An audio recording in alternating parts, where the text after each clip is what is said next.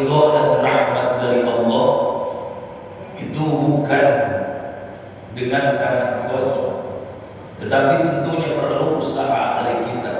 Walaupun secara hakikatnya yang namanya murka Allah, yang namanya nikmat dari Allah, kita masuk surga itu berdasarkan rahmat Allah, kita masuk neraka itu berdasarkan keadilan Allah.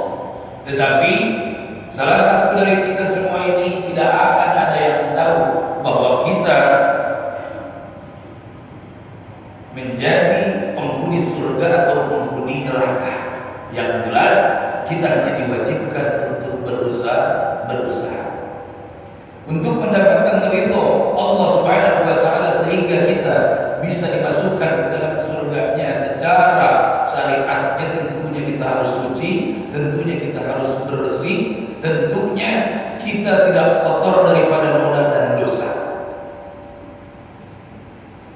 Sementara ini kita hidup di alam dunia ini, baru melek mata saja keluar dari rumah kita sudah berbuat dosa.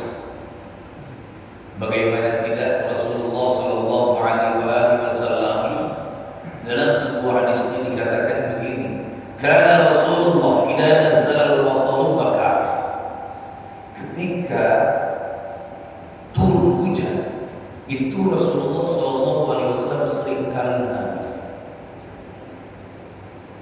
Kemudian ada salah satu sahabat Rasulullah yang melihat baginda Rasul menangis, bertanyalah sahabat tersebut kepada baginda Rasul, ya Rasulullah, lima bakaita, wahai Rasul, kenapa engkau menangis? Apa yang engkau tangiskan? Maka Rasulullah Shallallahu Alaihi Wasallam seraya menangis menjawab, apa kata Rasul? Perlu engkau ketahui wahai sahabatku, bahwa nanti umatku ketika meniti sirat, ketika meniti jembatan itu, mereka yang terpeleset dari sirat tersebut banyaknya seperti derasnya turun butiran hujan. Artinya siapa yang bisa menghitung butiran hujan? Artinya apa? Banyak sekali umat baginda Rasulullah Shallallahu Alaihi Wasallam yang masuk ke dalam nerakanya Allah. Kita berharap kepada Allah Subhanahu Wa Taala, mudah-mudahan kita termasuk dari salah satu orang yang mendapatkan selamat dari Allah, sehingga kaki kita tidak terpeleset ketika kita berada pada sirat nanti. Amin ya Allah ya Rabbal Alamin. Dan pada hal itu sudah doa Rasulullah Shallallahu Alaihi Wasallam kepada Allah pada saat Isra Mi'raj. Pada saat Mi'raj, baginda Rasul ditanya oleh Allah Subhanahu Wa Taala, ya Muhammad, sal tu'ta, wahai Muhammad, apa yang engkau minta sekarang? Silakan, akan aku kabulkan. Kemudian Rasulullah Shallallahu Alaihi Wasallam menjawab, ya Allah, kalaulah engkau memberikan Nabi Sulaiman kerajaan yang tidak ada duanya di alam dunia ini, kalaulah engkau memberikan Nabi Musa mukjizat ini, seluruh nabi disebutin oleh baginda Rasulullah Shallallahu Alaihi Wasallam. Tetapi kata Rasul, aku tidak butuh itu semua. Yang aku inginkan, yang aku mohon kepada engkau ya Allah, agar jangan sampai ada satupun daripada umatku masuk ke dalam neraka. Itu permintaan daripada baginda Rasulullah Shallallahu Alaihi Wasallam. Masya Allah, apa kata Allah? Wahai Muhammad, aku kabulkan permintaanmu. Dikabulkannya dengan apa permintaan baginda Rasulullah Shallallahu Alaihi Wasallam? Agar jangan ada satupun dari umat ini terpeleset masuk dalam jurang nerakanya Allah dengan amalia fasilitas yang Allah berikan kepada kita.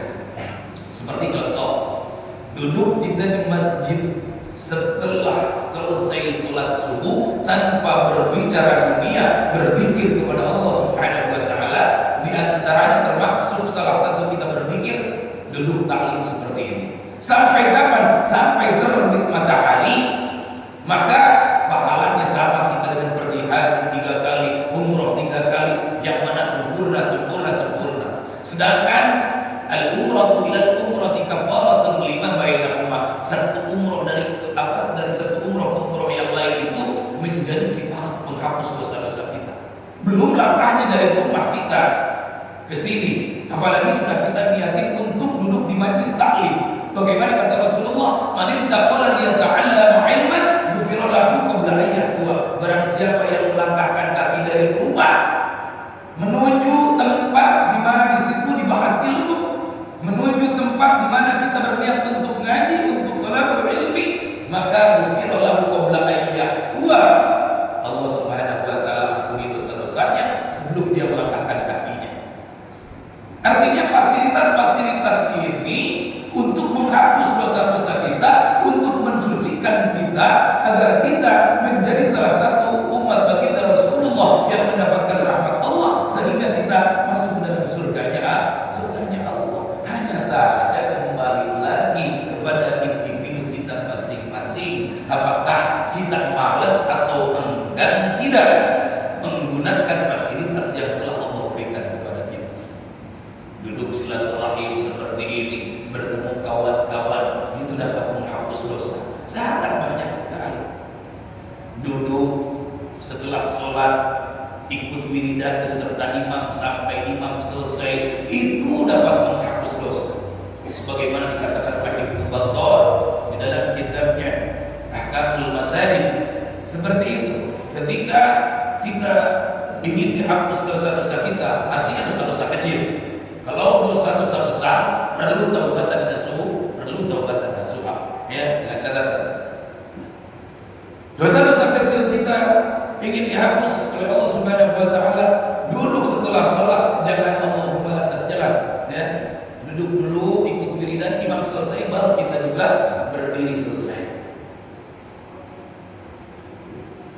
Kemudian tanpa istighfar, dosa-dosa kecil kita diampuni oleh Allah Subhanahu wa taala. Duduk di majlis taklim.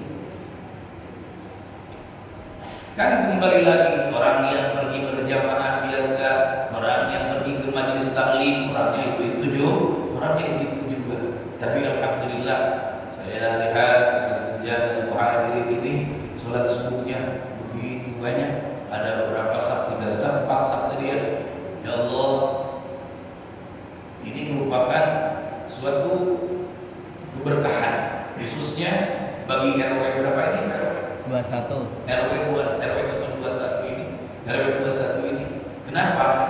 Karena kalau kita bahas tentang berjamaah, dikatakan Rasulullah SAW dalam kitab Tadbirul Ghafilin, "Man dawama 'ala shalawatil khamsi fil jamaah." Barang siapa yang mendawamkan, membiasakan salat 5 waktu fil jamaati, dilaksanakan secara berjamaah. Apa kata Rasulullah? "A'tahullahu ta'ala khamsa khisalin." Maka Allah akan memberikan dia 5 perkara. Ini orang yang rajin berjamaah, istiqomah berjamaah. Yang pertama, awwalu ayyurfa'u anhu dhaiful 'aish. Orang yang rajin berjamaah, orang yang istiqomah berjamaah, pergi ke masjid, salat 5 waktu, maka Allah berikan dia yurfa'u anhu dhaiful 'aish. Allah hilangkan dari kehidupannya dhaiful 'aish, sumpahnya, sempitnya hidup. Rezeki perasaan seret, coba berjamaah. Insyaallah. Ini di dalam surat berjamaah. Perasaan, ya Allah, wirid terus, kerja terus, usaha terus, tapi gagal dan gagal lagi, rugi dan rugi lagi. Coba cek sholat kita, mungkin sholat kita tidak berjamaah. Yang kedua, wa yurfa'u anhu adzabul qabri. Orang yang istiqomah mendawamkan sholat jamaah akan diangkat oleh Allah Subhanahu wa taala darinya siksa kubur, tidak akan mendapatkan siksa kubur. Masya Allah, ini yang paling saja orang ketika masuk alam kubur kemudian dia tidak mendapatkan siksa kubur, artinya dia mendapatkan nikmat kubur, maka itu sudah salah satu tanda bahwa dia adalah orang yang bahagia.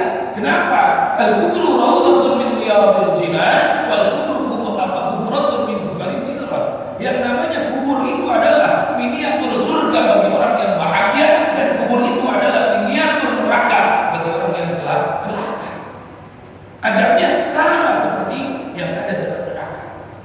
Hadirin yang dirahmati oleh Allah Subhanahu wa taala, itu keunggulan orang yang salat berjamaah. Yang ketiga, wa yu'ta kitabuhu bi yaminihi. Orang yang dawam istiqomah berjamaah, maka dia akan mendapatkan catatan amalnya, dia terima dengan tangan kanan, bukan dengan tangan kiri.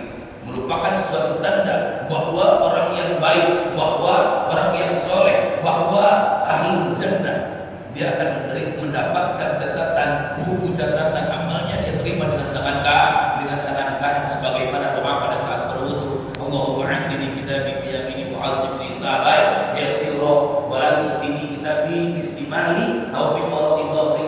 Ya Allah, berikanlah buku catatan amalku, aku terima dengan tangan kananku, dan jangan sampai engkau berikan buku catatan amalku, aku terima dengan tangan kiri sebagai tanda orang yang celaka. Itu pahala atau fadilah daripada kita melaksanakan sholat jamaah. Wa yamuru 'ala sholati kal mar'il khatib, yang keempat, dia akan melewati sirat nanti. Pada saat kita semua berada di sirat, dia lewati sirat tersebut oleh orang yang istiqomah berjamaah lima waktunya. Kal mar'il khatib, dia seperti kilat menyambar. Kereta bus. Kereta bus dari Jakarta sampai Bandung berapa jam? Cuma 2 jam doang. Kalau kita ikuti pakai mobil dari Jakarta sampai Bandung, lebih dari 2 jam. Ini sama orang ahli surga, orang yang dawam berjamaah, dia melewati siratnya seperti kereta bus langsung sampai. Insyaallah. Yang kelima, wa yadkhulul jannata bighairi hisab. Orang yang istiqomah berjamaah masuk ke dalam surga bighairi hisabin, tanpa hisab. Coba, maukah kita? Ini merupakan salah satu fasilitas dari Allah Subhanahu wa taala selama berjamaah ini. Cuma mau tidak kita mengaplikasikan di dalam kehidupan kita sehari-hari. Kata Rasulullah sallallahu alaihi wasallam, umatku yang akan masuk surga tanpa hisab 70.000 doang. Dari sebanyak ini, coba umat Islam sedunia dari zaman Rasulullah sampai sekarang yang masuk surga tanpa hisab punya cuma 70.000, dikit. Akhirnya Rasulullah mohon kepada Allah, ya Allah ditambahkan lagi oleh Allah, baik Muhammad, aku tambahkan dari satu orang yang membawa 70.000 lagi. Sudah. Ya, mudah-mudahan kita termasuk daripada salah satu orang yang masuk dalam surganya Allah tanpa hisab. Amin. Amin. Amin. Dan sebaliknya kita kelihatan kalau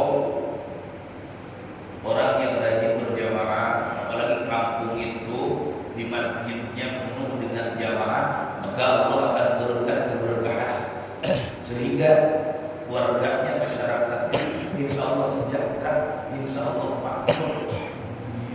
Orang yang rajin melaksanakan jamaah, pergi berjamaah, duduk di majelis taklim, dan ini jaminan bagi yang lain. Misalkan RW 21 ini ada 100 orang, 10 orang rajin berjamaah, 10 orang rajin duduk di majelis taklim, maka yang 90 terjamin dari bala bencana dari Allah. Ketika yang 99 tukang maksiat, tukang nyekek botol, tukang judol, sampai-sampai dia mengatakan saya tukang maksiat juga aman-aman aja dari bencana Allah. Salah, bodoh.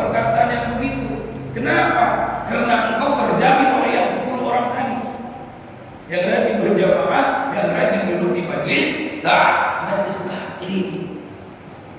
Jadi ketika orang yang kita melihat orang rajin di majelis taklim, melihat orang rajin sholat berjamaah, lah kita jangan nyinyir kalau kita memang nggak pernah pergi ke masjid. Loh soal kadang-kadang kan begitu, ya kan? Karena mereka adalah yang menjamin kita daripada